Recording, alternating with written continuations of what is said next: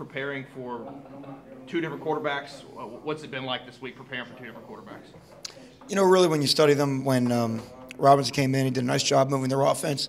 They didn't change all that dramatically. They've got a system that's worked very well for them, and they got a set. There's 10 guys around them that have run a set of plays that are comfortable with that set of plays, and you could tell as the game went on, they fell back more and more into their identities. So they give you a lot to prepare for, regardless of who their quarterback is. So we've had our hands full.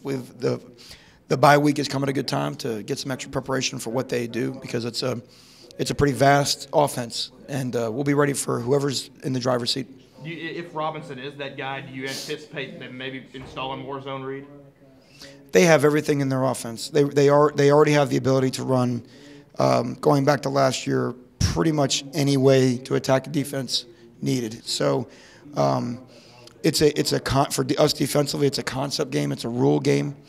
It's an understanding the gap structure of the defense. So regardless of whether the quarterback's a runner or not, we still have to have a hat in every gap.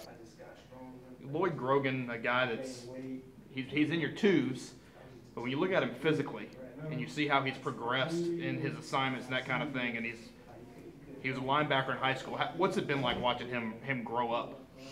Well, I think that's the key phrase is his maturity, you know, and he's a guy in the spring that really improved as spring went on, and even though he resides in the second team of our depth chart, you know, we roll our safeties and we feel good about him being in just as we would with Woods and Bryce. So he's a guy that takes some important snaps for us. We believe that he can make the plays that are necessary to make, because, you know, the one thing about playing safety is if you make a mistake, it's going to be a touchdown. And the first thing you can't do is you can't make a mistake mentally. And Lloyd's done a good job in terms of learning what to do, being able to play both positions, our free safety and our rover position, to provide us with flexibility. And he's just continuing to get better and better every week. Is it nice to have a guy like Grogan where you don't ask him to do anything physically because he's got the physical gifts? Well, he's certainly physically blessed, but there are things physically that he has to improve on in his game. Like everybody, he's got to improve at the point of attack, continue to improve himself as a tackler, because, again, as a safety, there's no more important skill than tackling, because if you miss a tackle, it's going to be an explosive play. So certainly he's blessed with some physical abilities, but in terms of bringing that onto the field and putting that together on the field, those are things that Coach Baker's done a really nice job of working on with him to improve on. How nice is it going to be to have Dora back at your DN spot across from Houston? Well, he certainly adds a lot to us. We're not entirely sure what we'll expect from him, but if he can give us a snap or two on Saturday, that'll be a big help to our defense. His personality, it picks everybody up. But, you know, again, it'll be a slow acclimatization in terms of getting him back into the rotation and getting involved in the mix.